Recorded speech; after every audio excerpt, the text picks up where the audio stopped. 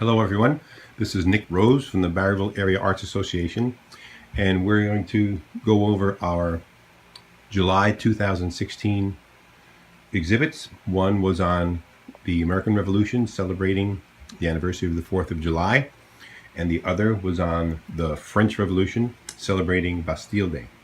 So we'll do this in two parts. So the first one is going to be about how art helped win the American Revolution.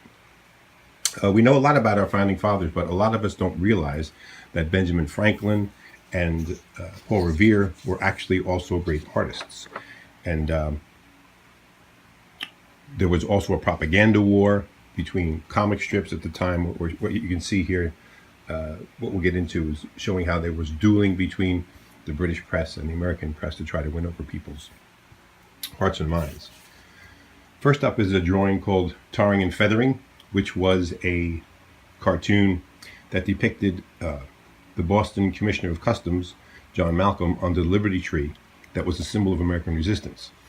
And tarring and feathering was a ritual of humiliation and public warning that stopped just short of serious injury. So victims included British officials such as Malcolm and American merchants who violated non-importation by importing British goods.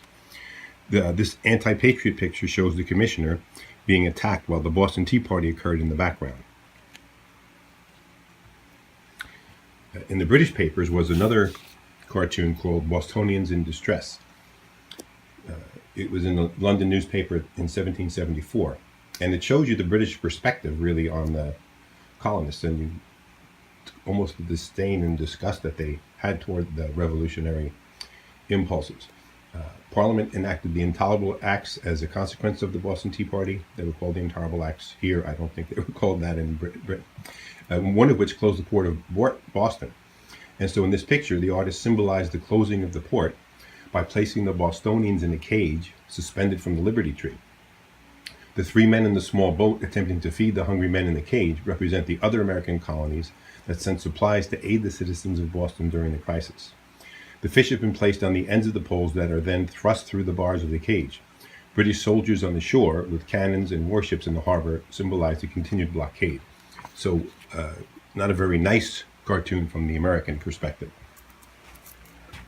One of Paul Revere's works of art was The Bloody Massacre, one of the greatest propaganda tools of the American Revolution. In 1770, 5 years before the start of the war, Paul Revere drew this drawing of the Boston Massacre, and it helped rally anti-British sentiment among the revolutionaries. Then we go on to a pretty famous one. I had seen this before, but I didn't realize that Benjamin Franklin was the artist. It's the Join or Die poster. That's probably Franklin's most famous. He created this powerful image to support his call for more cooperation among the colonies. Also by Benjamin Franklin is this drawing, Magna Carta, Her Colonies Reduced. So Franklin used his artwork to gain support for the repeal of the Stamp Act. And there were a couple versions of this cartoon circulated privately, mostly to sympathetic compatriots. And at the time, the female figure, Britannia, was a familiar symbol of British power. Franklin drew her falling off a globe near a fallen spear and shield with her limbs cut off. In the distance, there's a fleet of merchant ships tied up with brooms as their mastheads. The ribbon that you see there with the motto, Date Obulum Belisario, means give a penny to Belisarius. And Belisarius was a famous Roman general who was stripped of his title and power and then disfigured. He went from a bold warrior into a blind man who was only a shadow of his former self. And I think the obvious suggestion is that Britain's unfair treatment of the colonies was akin to self-mutilation. This is an actual call to arms from the American Revolution.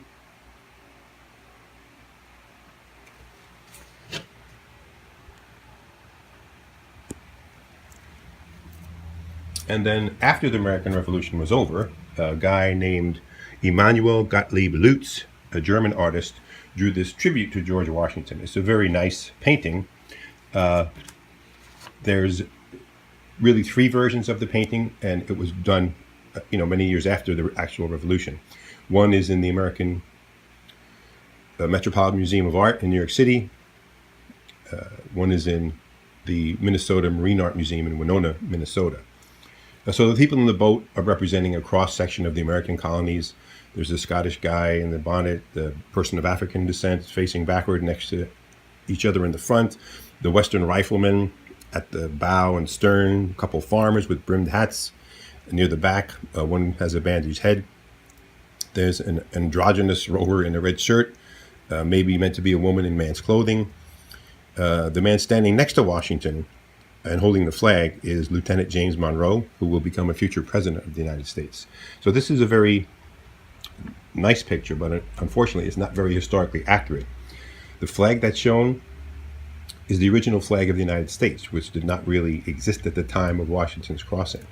The Union flag would have been the one with Washington. The boat is of a different model than the one they really used, and it's too small to carry all the occupants safely. The crossing took place in the dead of night, so there would be little natural light. The ice is frozen in jagged chunks, as it usually freezes on the Rhine, which is a river close to where the artist lives, and not in broad sheets, as we who live close to the Delaware know it usually freezes on the Delaware. It was raining during the crossing, and nobody brought horses or field guns across in rowboats. They used ferries for that. And also at the Delaware, what is now called Washington's Crossing, it's much narrower than the river depicted in the painting.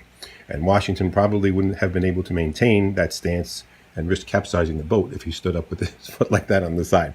So other than that, it's a very nice painting, but just not historically accurate.